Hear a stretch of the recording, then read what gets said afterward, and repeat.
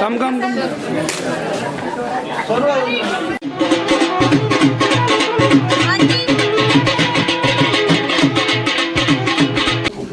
जी, आपका नाम? मेरा नाम सुरिंदर कौर। आज आपकी बेटी वापस आई है भारत में, कुछ हालात ऐसे यूक्रेन में गए कि उनको वापस आना पड़ा, इस पर आप बताओ। सर वापस आने के तो बाद हम तो वही रिक्वेस्ट भगवान से कर रहे हैं, गवर्नमेंट से रिक्वेस्ट करने का कोई फ़ायदा नहीं। अगर आप कहते हैं गवर्नमेंट ने जहाँ पर गंगा मिशन चलाया हुआ है तो वो हंगरी के बाद सब कुछ फैसिलिटीज़ मिल रही है, बॉर्डर के अंदर कुछ नहीं। जहाँ पर बच्चों को प्रॉब्लम है ना, फैसिलिटीज़ वहाँ पर चाहिए, जहाँ पर पैसों से कुछ भी आदमी कर सकता है।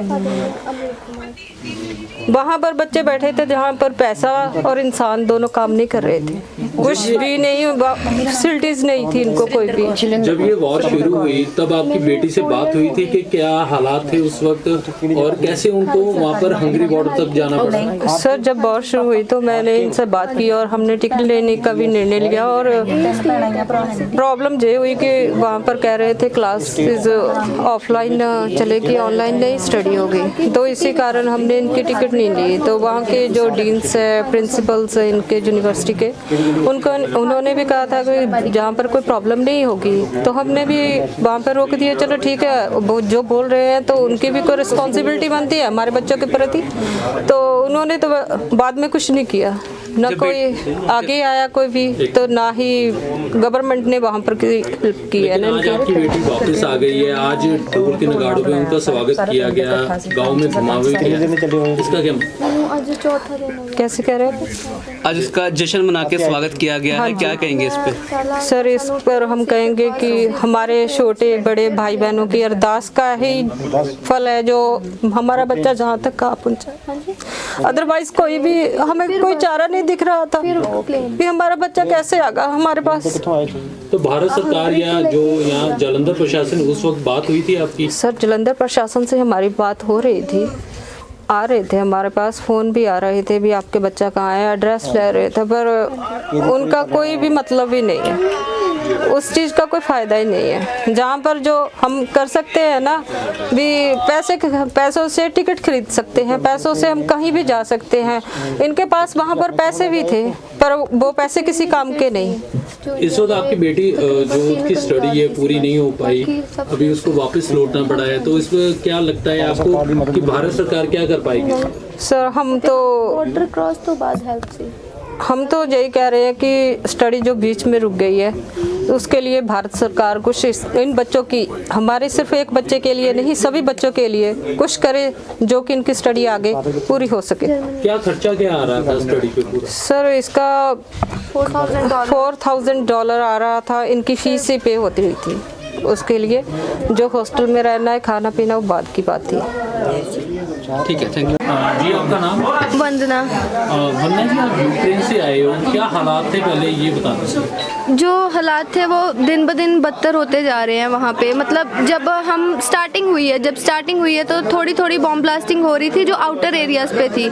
जैसे ही दिन बढ़ते गए सिटी में आने शुरू हुए, हम सिटी सेंटर में रहते थे, हमें पूरा पहले दिलासा दिया गया कि कुछ भी नहीं होगा, सब कुछ नॉर्मल हो जाएगा, न्यूट्रलाइज हो जाएगा। 14 साल पहले भी ऐसे हुआ था सेम, तो हमें लगा कि चलो ठीक ठीक है कि हो जाएगा, स्टडी के साथ कॉम्प्रोमाइज़ नहीं किया जा सकता था। टीचर्स ने साफ साफ मना कर दिया कि मतलब ऑनलाइन क्लासेस लग ही नहीं सकती, तो ऑफलाइन क्लासेस मतलब अटेंड करने के चक्कर में हम आ नहीं पाए।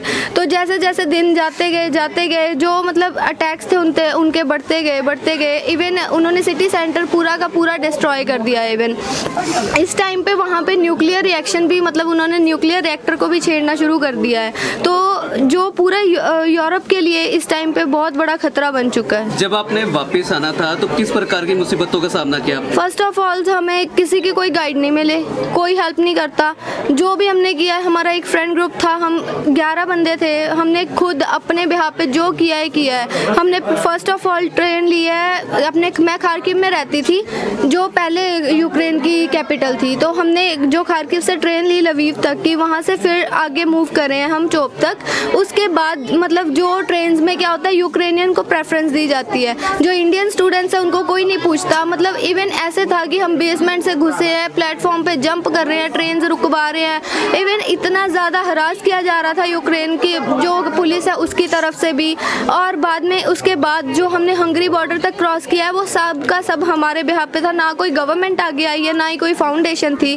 और उसके बाद जो भी मतलब चलो ठीक है कि जब हम हंगरी पहुंच गए हैं, वहाँ पे इंडियन फाउंडेशंस थी, उन्होंने हेल्प किया, बट हंगरी तक हमें जाना, हंगरी में जाके प्लेन लेना मुश्किल नहीं था, वो तो हम नॉर्मली भी टिकट बाई कर सकते हैं ना। बट उन्होंने मतलब जहाँ हेल्प की ज़रूरत है वहाँ कोई भी आगे नहीं आ रहा, वहाँ बच्चे 1500 बच्चे अभी भी स्टक हुए पड़े हैं। जहाँ पर आप मौजूद थे, क्या वहाँ आसपास बमबारी हुई या कोई धमाके हुए थे? मैं एक्चुअली हॉस्टल में नहीं, फ्लैट में रहती थी, और जो मेन सेंटर वाली बिल्डिंग उड़ाई है वो मेरे 3 मिनट के घर से दूर थी।